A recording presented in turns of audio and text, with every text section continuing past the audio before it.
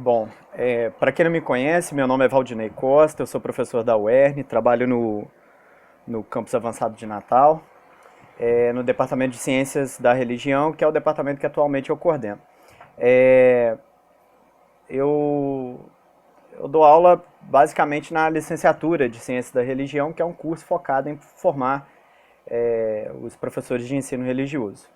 E estou gravando essa série de vídeos porque a gente está sem condição de ter aula presencial para ajudar aí na contenção do coronavírus. A UERN se antecipou até aos decretos, mas depois foi acompanhada aí por outras universidades também e cancelou as aulas presenciais, as atividades presenciais estão suspensas.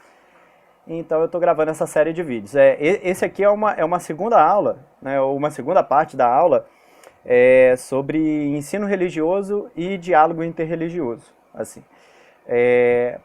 Para quem não viu a primeira parte, aí talvez seja melhor, né, ver a primeira parte, tá o link aí na descrição do vídeo. Talvez fosse melhor ver a primeira parte antes de ver essa. Mas enfim, o outro vídeo, assim, eu não tenho experiência, eu não sou youtuber, né? Eu não tenho experiência com esse negócio de gravar vídeo e acabou que o celular aqui cortou o vídeo ao final. Então eu vou voltar um pouco no que eu estava falando no final do último vídeo e avançar, né? E onde estava a conversa, né? A conversa estava sobre o que é esse profissional, né? Que é a pessoa que dá aula sobre religião na escola, né? Eu vinha falando, né, que o profissional que dá aula sobre religião na escola, ele ocupa três lugares, né? Ele tem uma espécie de ubiquidade, né? Ele está em três lugares ao mesmo tempo. Ele, ao mesmo tempo que ele ocupa um papel na educação, ele desempenha um papel na educação, ele desempenha um papel para o lado da ciência, né? No campo da ciência também, ele tem que manter uma articulação lá, e ele, se for o caso de um profissional da escola pública, ele também tem que se pensar o seu lugar enquanto agente público, né? No outro vídeo eu terminei, eu estava exatamente fazendo a transição, né? O vídeo terminou na transição entre eu estar falando esse profissional enquanto alguém que é, digamos assim, um profissional que articula a ciência com a escola, né? Então ocupa um lugar na ciência. Eu estava falando disso, né? A diferença entre esse profissional que ocupa um lugar na ciência e migrando, né, para esse profissional que, se ele dá aula em escola pública, ele também ocupa, ele é autorizado pelo poder público, né, para dar aula, então ele tem uma certa responsabilidade nisso também. Resumão, né? Todas as disciplinas funcionam na base da ciência de base. Assim, desculpa quem não gosta. É claro que a gente pode pensar em outros modelos de educação. A escola não dá toda a educação, né? As pessoas confundem, às vezes, educação e educação escolar. Não é a mesma coisa, né? A educação que a gente dá na escola, ela é uma educação especializada, ela é uma educação escolarizada, e cujo foco, né, aqui eu estou comprando mesmo assim, as reflexões do Michael Young, a escola tem que dar aquilo que a comunidade sozinha não consegue dar. Esse tipo de conhecimento que, se deixar a pessoa sozinha, ela vai ter maior dificuldade de achar e de certa maneira, estabelecendo pontos comuns, né?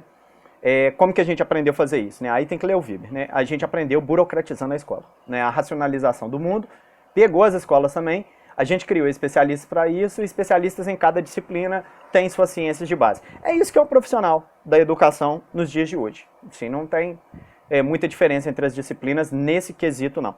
A não ser o ensino religioso, porque o ensino religioso, muitas das vezes, ele é pensado como uma coisa quase que autônoma.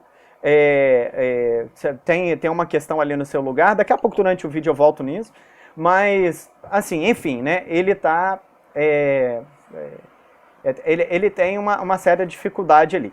E os grupos que defendem uma certa profissionalização do ensino religioso, às vezes se dividem. Assim. Uma parte desses grupos já se convenceu de que é preciso que tenha uma ciência de base, ou um arcabouço científico de base, para montar um ensino religioso. Outra parte não. Outra parte acha que o ensino religioso é ele mesmo uma área de conhecimento. Eu não sei de onde tiraram isso, assim. Isso é uma invenção sem ordem, assim, porque é claro que o conhecimento escolar ele é de uma outra ordem do que o conhecimento que se produz propriamente na ciência, na discussão dos periódicos, nos encontros de universidades, né, de acadêmicos, né, também.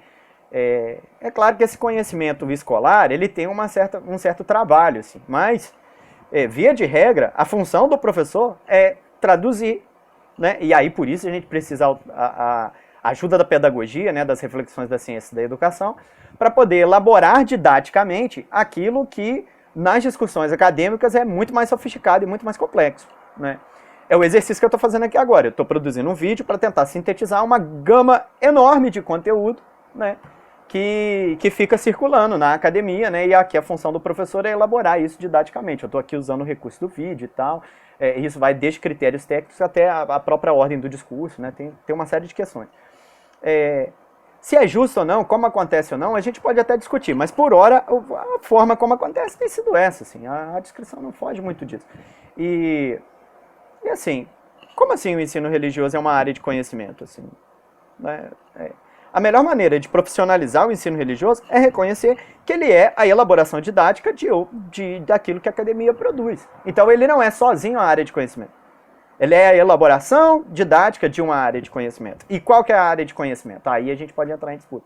Porque vai ter gente que vai defender a teologia, vai ter gente que vai defender a teologia e a ciência da religião, e vai ter gente na minha posição, que acha que o arcabouço do professor de ensino religioso tem que ser a ciência da religião mesmo. E fazer um grande esforço por separar o que é teologia e o que é ciência da religião, embora a gente reconheça que a gente tem que trabalhar com parceria. Assim como no campo do estudo científico das religiões, a gente dialoga com a antropologia, dialoga com a história, dialoga com a geografia, dialoga, aliás, até pouco com a geografia, né? Deveria conversar mais, mas dialoga com a economia, dialoga com uma série de ciências, né, que em algum momento nos ajudam a entender a religião. A gente pode dialogar com a teologia. A teologia comparada nos interessa muito, né? Mas, né, para profissionalizar, né, seria interessante a gente entender qual é o objetivo da ciência, né, ao falar das religiões, né? O último vídeo foi basicamente sobre isso, né, para aprofundar mais, assim. Tem que ler o texto mesmo, tal. Se você não viu o primeiro vídeo, veja o primeiro vídeo, né, e depois volte aqui que a gente continua. Agora eu quero falar do segundo campo, porque o que acontece? O meu argumento no final do segundo vídeo era que, mesmo quando o professor dá aula em colégio confessional, a ideia de tomar uma ciência de base ajuda. Porque qual que é a questão principal da educação aqui? É que se você não entra no mundo do aluno, você não consegue educar. Então, se você ficar com proselitismo, com um estudo confessional, focando apenas em uma religião e na forma que você acha, ou que o pastor acha, que algum líder religioso acha que tem que ser aquela religião, e o aluno não está coadunando com ela, não adianta. Vai entrar num ouvido e vai sair no outro. Ele pode até responder em prova, mas não aprende.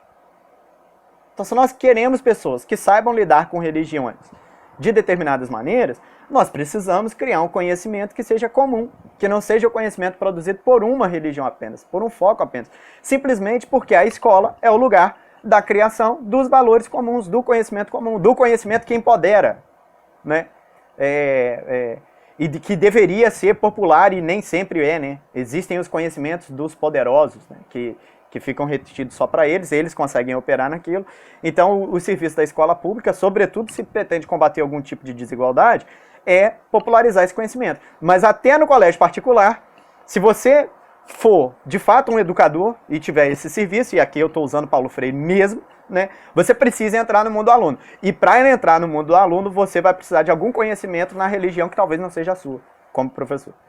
Então, eu defendo a ciência da religião até para aulas sobre religião em colégios confessionais. Perceba onde que eu estou. Né? É essa a minha posição. Agora, do outro lado, né, o que acontece no meio dessa conversa toda? Né? Eu deixei para a base do que é a ciência da religião face ao diálogo interreligioso, o texto do Michael Pye. Aqui depois eu vou dar um texto específico sobre o ensino religioso. Mas para discutir ensino religioso e diálogo interreligioso, eu preciso trabalhar uma outra coisa também. Porque, embora eu fale que o uso da ciência da religião na educação é importante, até para o professor que dá aula em colégio confessional, eu tenho que pensar qual é o papel específico do agente público. Porque o professor, ele não é exatamente um agente estatal, mas ele é um agente autorizado pelo Estado para poder dar aulas. E essa autorização que ele tem com a sua sala de aula, a sua audiência, ela lhe empodera de uma maneira específica, né? Diria Durkheim, né? Os professores são aqueles a quem a sociedade entrega a autoridade para que eles, fazendo uso dessa autoridade, consigam manter um mínimo de coesão social, né? Contribuem com isso, né? Sendo quase que o fato social por excelência, né? A educação, a religião também no Durkheim, mas a educação é um fato social por excelência, assim, nesse sentido, né? Só pode acontecer em sociedade, né? Diria Durkheim. Mas para além disso, olha só onde nós estamos, né? Nós estamos numa situação em que a gente tem que pensar agora quem é esse profissional da educação que fala a partir do Estado, assim, com a autorização deles. Então a gente tem que pensar o lugar do Estado nas relações interreligiosas. Porque perceba, o nome da disciplina é Ecumenismo e Diálogo Interreligioso. Nessa última parte da disciplina é que eu estou pensando no lugar do ensino religioso, porque essa disciplina é dada no 6º período, meus alunos já estão há 1 ano fazendo estágio, então eles já precisam ter uma elaboração mais aplicada do que a discussão sobre diálogo interreligioso interessa a sua profissão de educador, né, ou de uma pessoa que dá aulas sobre religião, né. Qual é o texto que eu passei de base para eles? Eu passei a Danielle Révélégir, né? É engraçado, todas as vezes que eu vou conversar sobre laicidade, às vezes eu gosto de pegar um francês, né?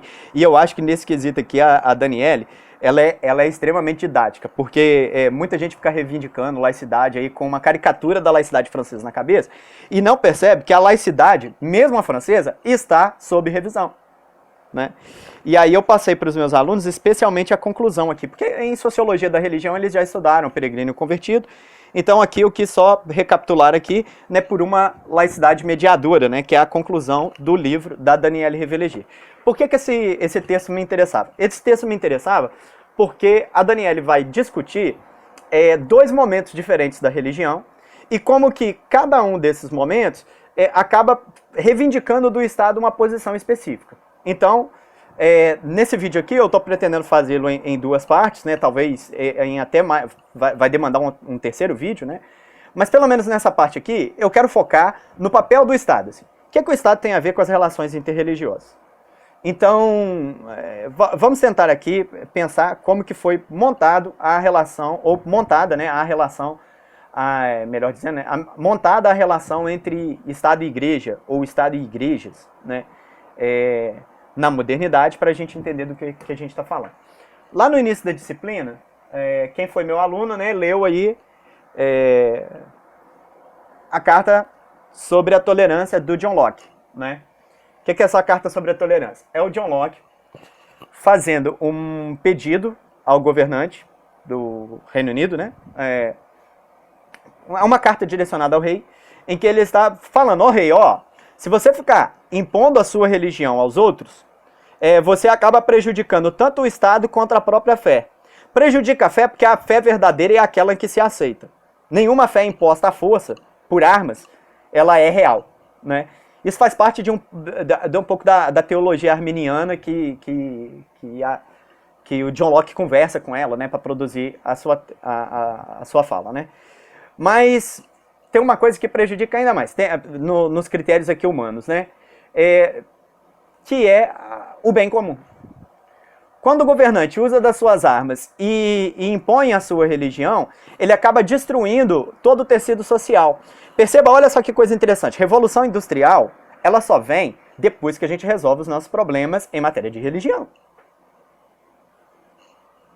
Por quê? Porque toda vez que você muda o governante e ele impõe a sua religião, ele destruía os pequenos burgos, né, que começaram a surgir lá e isso era um entrave para o próprio capitalismo desenvolver. É o próprio capitalismo que força a tolerância. Olha só o que eu estou falando, né? Paciência, né? Quem me conhece aí sabe que eu tenho várias críticas, né, ao nosso sistema econômico, mas uma coisa a gente tem que admitir. O sistema econômico capitalista, ele empurra a tolerância. Ele empurra a noção de tolerância. Por quê? Porque ou você resolve os nossos acordos aqui em matéria de religião, ou não desenvolve o burgo. E não desenvolvendo o burgo, entendeu? Você não tem desenvolvimento moderno, né, por assim dizer, né, porque eu estou aqui trabalhando com modernidade, com essa sofisticação de meios de comunicação e transporte, só é possível depois da Revolução Industrial. E a Revolução Industrial só acontece porque a gente chegou em um acordo mínimo em matéria de guerras religiosas da Europa. Então tem uma relação em cadeia ali, que não é exatamente causal, mas que tem muita correlação. Assim, tem forte correlação entre uma coisa e outra, né? Então, na tentativa do John Locke resolver isso, o que é que ele pede? Ele pede para o rei para que ele guarde a sua religião para si enquanto pessoa, e enquanto agente público ele age de outro jeito, deixando os homens fazerem a sua religião. John Locke não está reivindicando só um afastamento entre Estado e Igreja. Ele está reivindicando uma nova forma do Estado se relacionar com a população. E que forma seria essa? A regrinha mágica está na conclusão da Carta sobre a Tolerância. Tudo aquilo que não pode ser feito em qualquer lugar na sociedade, que seja proibido também em matéria de religião, né? Então, se você não pode matar alguém, obviamente você não pode matar alguém em matéria por causa de religião. Se por algum motivo você proibir a matança de algum tipo de animal na sociedade em geral, então obviamente aquela religião não vai poder matar aquele tipo de animal. Mas não porque tem alguma coisa com aquela religião, mas por causa da questão social. Mais amplo, né? E da mesma forma a permissão. Se é permitido para alguém lavar a cabeça, se é permitido para alguém tomar banho, então por que cargas d'água você vai proibir alguém de tomar banho dentro da sua religião lá?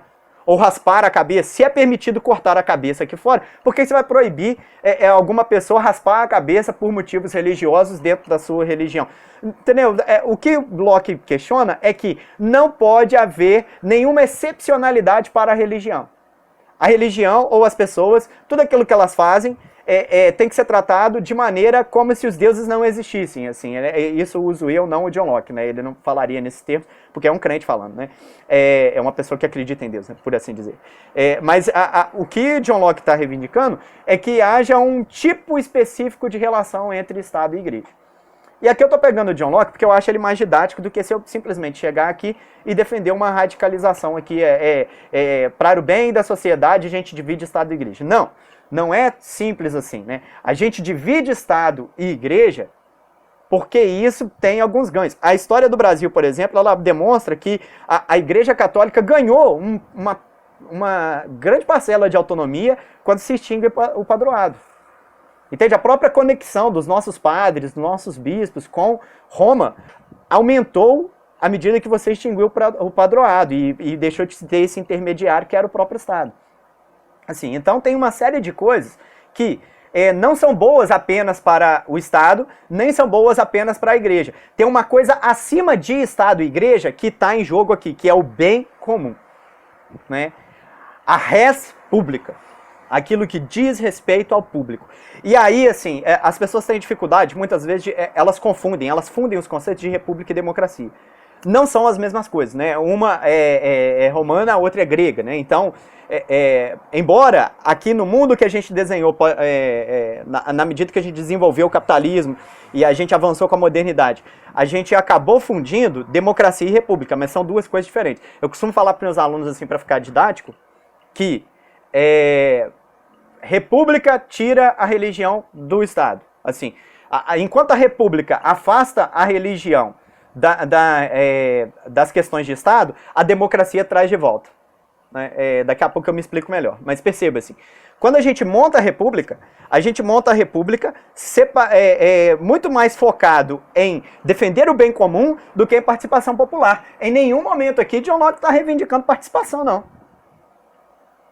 John Locke não é, assim, nesse texto aqui, um defensor árduo da democracia, está longe disso. Mas por que ela é importante para o desenho do Estado? Porque ele está defendendo a República. Ele está defendendo que a gente tem que zelar pelo bem comum. Aliás, até um parênteses aqui, né? Bolsonaro não é um antidemocrata, assim. Bolsonaro ganhou todas na democracia, assim. Como deputado e depois como candidato a presidente, ele ganhou todas, ele adora isso, né? Esse jogo, porque ele ganha, ele é bom nesse jogo, né? Agora, ele tem problemas com a República, ele tem problemas em cuidar daquilo que é público, não tem cuidado, não tem zelo com a coisa pública. E, parênteses feito, né? Vamos para a religião, né? No que nos interessa, né? Na República, para você defender o bem comum, é melhor que você afaste a religião. Por quê? Porque a religião está num tipo de institucionalização que quando ela toma as armas do Estado, ela acaba sendo nociva para todo mundo, até para o seu próprio Estado. A Europa passou por vários ciclos de fome por causa de guerras religiosas. Porque quando o comandante tascava fogo na plantação daquele que era de uma minoria religiosa, todo mundo passava fome.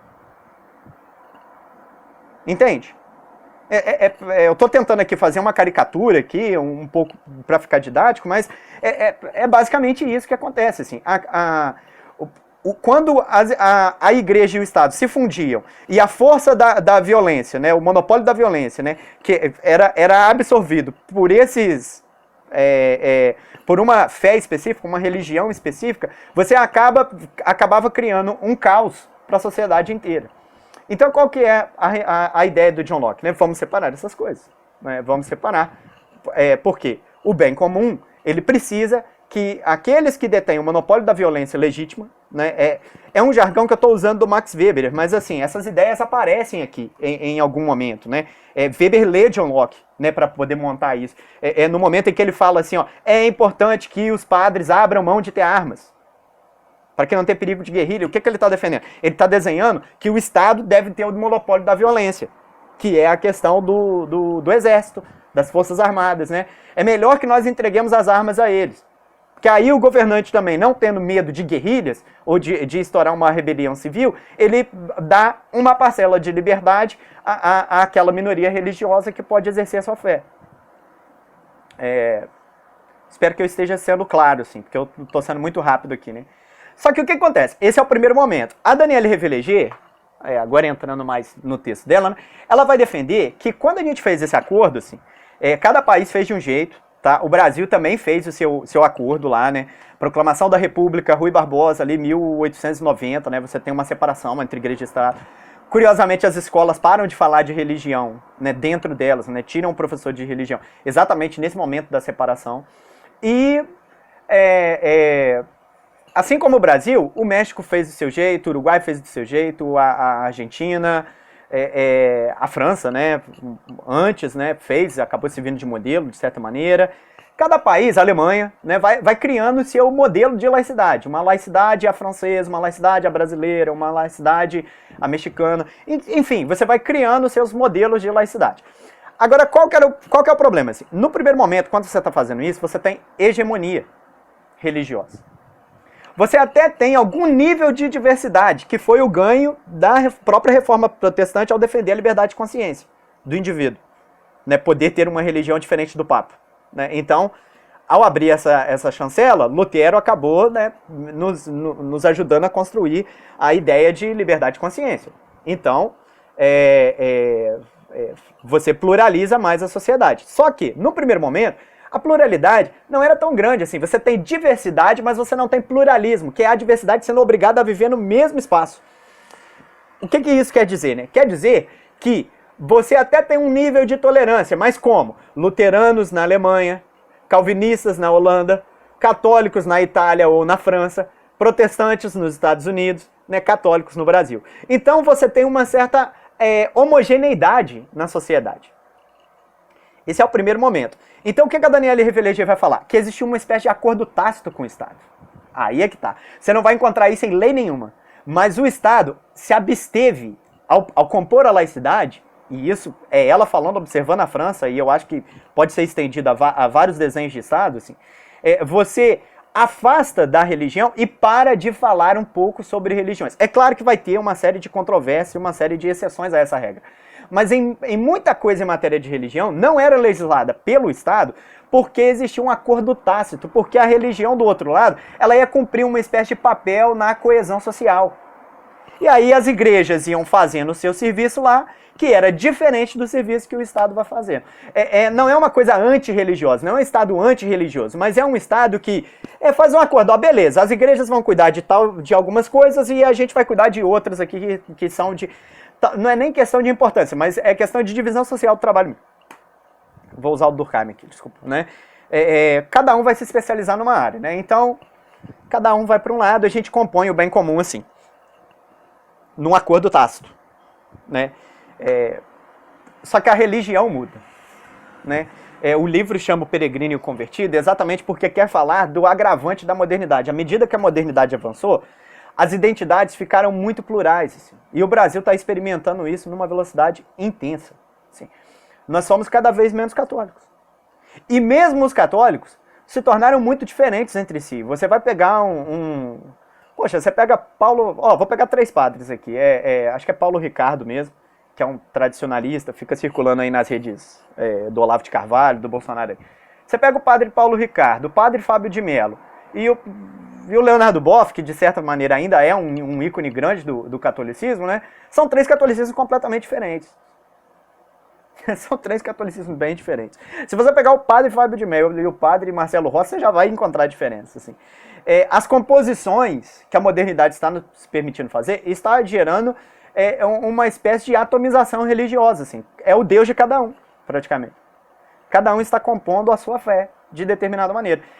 Nesse momento, assim, fica difícil controlar as práticas nocivas. Porque existem muitas práticas ruins em matéria de religião. Entende? Hans King dizia que toda religião tem uma história triunfal e uma série de crônicas de escândalos. As crônicas de escândalos, muitas vezes, a gente, quando é de uma religião, a gente varre para debaixo do tapete. E defende que isso aqui não é a verdadeira religião. A verdadeira religião mesmo é essa da história triunfal. Então é o verdadeiro cristianismo, o verdadeiro budismo, o verdadeiro islã, sem levar em consideração que religiões podem produzir práticas nocivas, e sempre produziram práticas nocivas. As instituições religiosas, as mesquitas, as igrejas, os líderes, né, os imãs, os rabinos, no caso das religiões afro-brasileiras, o terreiro, a comunidade do terreiro, que convivia não apenas no terreiro, o babalorixá, as iás, né, tem todo um respeito de tomar benção das iás, né, porque as mães de santo, né, elas ajudam a controlar. Esses especialistas, líderes e esses lugares específicos, eles ajudavam a controlar uma série de práticas nocivas nas religiões. E isso está acabando, porque as instituições estão com problema. São as instituições religiosas? Não só. Todas as instituições estão com problemas. A Daniele Reveleger, ela foca muito na dissolução da igreja, assim, né? Porque é um texto mais focado em religião, então vai mostrar isso. Mas tem um outro texto aqui, ó, deixa eu ver se eu acho. Aqui, ó. Quem quiser ler, Manuel Castells, né, O Poder da Identidade. Aconselho muito aqui para poder entender esse novo momento. Muita gente conhece Manuel Castells, ou Castells, né, como alguns dizem, né, por causa das suas teorias sobre a internet. Esse livro é um livro que fala de religião, assim, ele já começa numa discussão sobre se o mundo é secular ou não. Então é um livro bem interessante, porque vai falar da dissolução das instituições. Você dissolveu a família, você dissolveu o Estado, você dissolveu os sindicatos, os partidos políticos, as igrejas. Tá todo mundo muito mal. E nessa situação, a gente se refugia nas identidades que são individuais, projetadas grupalmente, né? Então, movimento ambientalista, movimento LGBT, movimento feminista, movimento negro e talvez o mais forte, né, para o Manuel Castells, né, é o movimentos religiosos, né? Que não são mais dirigidos por uma igreja específica. A instituição tem cada vez maior dificuldade de definir o que é certo ou errado em matéria de fé. Seja qualquer igreja, qualquer instituição religiosa. Assim. As instituições estão com dificuldade. Né? Mas isso não significa que a religião esteja mais fraca. Porque a religião de cada um pode se articular em redes. E essas redes são poderosas para produzir, eventualmente, algumas maiorias. E aí o Estado fica vendido no meio dessa história. Por quê? Em primeiro lugar, ele é uma das instituições que se derretem. Né?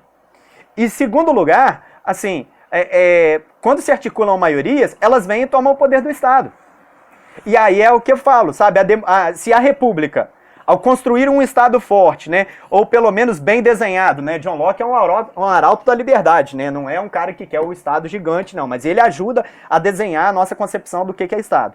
Então, quando a gente desenha a República, a gente afasta a religião do poder público para que a gente consiga, né, tocar o nosso barco, tocar a nossa vida ali, né, sem o Estado interferir nela. Né? O Estado vai interferir e vai cuidar de outras coisas. Só que no momento que a gente está vivendo, as instituições se derreteram e o próprio Estado também. É curioso isso. Assim. O Estado, com o avanço do neoliberalismo, assim, esse mundo do capitalismo em rede, né, como o Manuel Castells coloca, é um mundo em que os Estados estão cada vez mais tendo que se articular globalmente. Assim. É curioso, assim, o melhor governante acaba sendo aquele que não só está olhando para o que acontece dentro do seu território, mas aquele que está olhando o que está acontecendo no mundo. Perceba aí o caso do coronavírus, né? Como que a gente tem que tomar uma série de decisões aqui, não pelo que está acontecendo aqui, mas pelo que a gente consegue observar da Itália, da França, da China e de outros lugares, assim. Só que o Estado está fraco para poder acompanhar isso tudo. Assim, é uma das instituições que está com problema. Fora as acusações de corrupção e de interferência ruim, né, incompetência, né, no caso, né, são os dois problemas, né? Incompetência na gestão da economia e corrupção, né, na hora de absorver impostos, né? Então, o que acontece? Um Estado nessas condições, ele está mais fraco. Então ele tem esse problema. Agora, o outro problema é que o acordo tácito também está completamente prejudicado. Por quê? Porque na divisão daquilo que o Estado vai cuidar e daquilo que as igrejas vão cuidar, esse acordo tácito está se ruindo. Por quê? Porque as igrejas também estão fracas. Então, se o Estado não tiver agora uma revisão profunda da ideia de laicidade, ele pode acabar promovendo o caos social ao se abster de falar de religião. Ele não pode mais ficar isento em matéria de religião. É o que a Danielle Revélégier, socióloga francesa, vai defender na conclusão desse livro. Ele vai falar, ó, cada vez mais a gente precisa de uma instância de mediação. E o poder público pode ser essa instância que se ajuda. Então, como que termina a Danielle Revélégier, né? Se no momento você tinha, né, instituição contra instituição, tipo assim, uma igreja forte, poderosa, usando da força da violência, né? Ela vai ser contraposta a um Estado que vai deixar de falar de religião para poder enfraquecer o poder dessa igreja, relegando algumas coisas para ela, mas trazendo o monopólio da violência para si, e assim ele vai controlar minimamente o que acontece na sociedade, enquanto a igreja controla alguma coisa na questão dos costumes ali, e cada um vai pro seu lado, né, Abraão e Ló, né, meio assim, e cada um vai se resolver ali. Num outro momento, você entra em conflito. Entende? Já não dá mais, porque agora é a briga contra os indivíduos. As duas instituições estão fracas. Então o que a Danielle vai reivindicar? Defender, assim, né, é que talvez os estados tenham que agora fazer acordos com instituições religiosas contra práticas individuais nocivas. E qual é o limite das práticas individuais nocivas? É aquilo que a gente chama de direitos humanos, né? O Brasil tem uma baixíssima formação em direitos humanos, né? Cada dia a gente descobre mais isso, né? Mas, de certa maneira, o que significa direitos humanos, né? Significa que a gente não quer que aquilo que aconteceu em Auschwitz se repita, né? Se você não entende o que é direitos humanos, eu te aconselho aí, entra na internet, procura aí Educação Após Auschwitz e lê o texto de Theodor Adorno, assim. A barbárie máxima que os seres humanos conseguiram produzir foi produzida na Segunda Guerra Mundial com o extermínio de milhões de judeus. Assim, é uma situação que a gente, enquanto humanidade, tem que se envergonhar e trabalhar na medida do possível para combater aquilo. Então, qual que é a ideia de direitos humanos, né? A ideia de direitos humanos é uma ideia de controlar o poder do Estado. Porque, democraticamente, a força do Estado pode ser apropriada por maiorias. Entende? O que é democracia? Assim, democracia é um regime em que uma maior quantidade de pessoas participem do poder. Isso tem um senso de justiça? Tem. Agora, isso é suficiente para a gestão do bem público? Nem sempre. Por quê? Porque ao se expandir a participação da maioria, uma maioria pode engolir minorias. E foi isso que aconteceu na Segunda Guerra Mundial. Na Segunda Guerra Mundial, uma maioria colocou Hitler no poder e deu aquela, desculpa aí a expressão, mas deu aquela merda toda. E toda a ideia de direitos humanos é tentar combater aquilo. Ou seja, tentar impedir ou reduzir o poder do Estado. Ou pelo menos limitar aquilo que o Estado pode fazer para os indivíduos. Em matéria de religião, o que isso significa, né? Significa que, enquanto a gente pode até definir algumas coisas em condições de maioria, democraticamente, os direitos humanos vão defender, né, a ideia das minorias, que elas não podem ser exterminadas em matéria de religião. Agora, como que a gente define maioria ou minoria? Isso é contextual. Está cada vez mais difícil definir o que é maioria e o que é minoria. Se você acompanhar a história dos evangélicos no Brasil, você vai pirar com isso. Porque, ora, eles defendem os seus direitos enquanto minoria, perseguida pelos católicos, e pelas outras religiões, e pelos sem religião, ora eles vão se defender como maioria moral, e vão se aglutinar com os católicos, que são a maioria, defendendo que os cristãos são a maioria e precisam impor a sua vontade. A ideia de direitos humanos é exatamente colocar uma cunha nisso, e fazer uma proteção. É democraticamente? Não, é uma coisa que é democrática, mas é num outro conceito de democracia. Não como regime da maioria, mas como regime na maior quantidade de pessoas possível. A gente sabe que não vai dar para fazer a democracia total. Mas o que a gente quer fazer? A gente quer fazer que exista o maior volume possível de proteção a todo mundo. Isso é a república. Entende? A democracia ela só funciona se estiver assentada na república. A república afastou a religião por motivos de um contexto específico. E precisava que se afastasse, precisava que o Estado se afastasse, porque senão não geraria a ideia de bem comum naquele momento. Mas hoje, democraticamente, as pessoas pararam de se identificar pela sua geografia, como brasileiro. As pessoas pararam de se identificar pela classe social, como trabalhador, pelo seu sindicato, enquanto, por exemplo, trabalhador da construção civil. As pessoas pararam de se identificar com aquelas identidades clássicas que sempre regeram o mundo moderno, pequeno burguês, né? As pessoas agora se identificam com fragmentos de identidade coletiva montadas em rede, né? LGBTs, feministas, de certa maneira um nacionalismo, mas um nacionalismo reinventado. Você vai ter uma série de identidades. As identidades religiosas estão nesse mesmo jogo. E elas, ao se comporem contextualmente, montando maiorias, elas podem se apropriar do espaço do Estado. Então a ideia de direitos humanos é a gente defender isso. E o professor, por isso que eu falei, né, ele não é um agente estatal. Ele é o agente que é empoderado do Estado para trabalhar. Ele, ao trabalhar com autorização do Estado, ele tem que trabalhar com o poder público. E aí ele tem que ter em mente que o papel do Estado agora mudou. O papel do Estado agora não é mais se afastar das religiões. Quanto mais o Estado se abster de falar de religião, mais pode dar problema. Pode dar problema, porque as práticas nocivas vão aparecer e não vai ter igreja que controla. Gente, traficante evangélico, o cara manda nos pastores. Não tem pastor no planeta que tem autoridade religiosa para poder controlar um cara cuja cabeça está fundida entre a mentalidade do tráfico e a mentalidade religiosa, entende? Porque o pastor, ele pode ter autoridade sobre a parte religiosa, mas a parte do mundo do crime, os pastores são fracos, os traficantes mandam neles. Porque naquele lugar o Estado perdeu o monopólio da violência legítima. O errado é o desenho do Estado. E as instituições religiosas muitas vezes ficam fracas diante disso. Esse é só um dos exemplos sobre como práticas nocivas podem surgir e daqui a pouco o Estado está tendo que se pronunciar em matéria de religião. Talvez como nunca antes.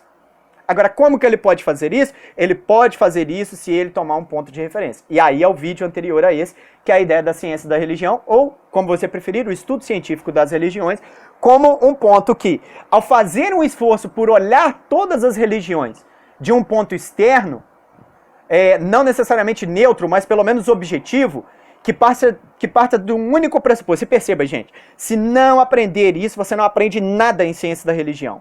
Qual é o pressuposto da ciência da religião, ou das ciências da religião? Existe mais de uma. O pressuposto é que existe mais de uma religião. A sua religião não é a última bolacha do pacote, né, como se fala aí no Sudeste, né, ou aqui no Nordeste, né, como a gente fala, né, a última Coca-Cola do deserto, né, falando nisso, tá um calor, tá burro aqui. Tô suando aqui, mas, enfim, né, a sua religião, ela faz parte de um conjunto maior, e que está envolto aqui, né, nessa nossa situação. A partir do momento em que nós conseguimos introduzir essa cunha e produzir uma ciência que olhem para as religiões como partes de um conjunto, e não como uma tendo a preferência e a autonomia e sendo melhor exatamente em alguns critérios, assim, ela pode até se mostrar talvez menos nociva em algumas questões, dependendo dos critérios de análise técnica que a gente assuma. Mas o primeiro critério, né, quase que serve de ponto de partida para os outros, é aquele lá do Max Miller, que introduziu a ideia de uma ciência voltada para as religiões, que é quem só conhece uma religião não conhece nenhuma. Entende? Esse é o pressuposto que o Estado poderia adotar para poder objetificar mais a sua fala com as religiões.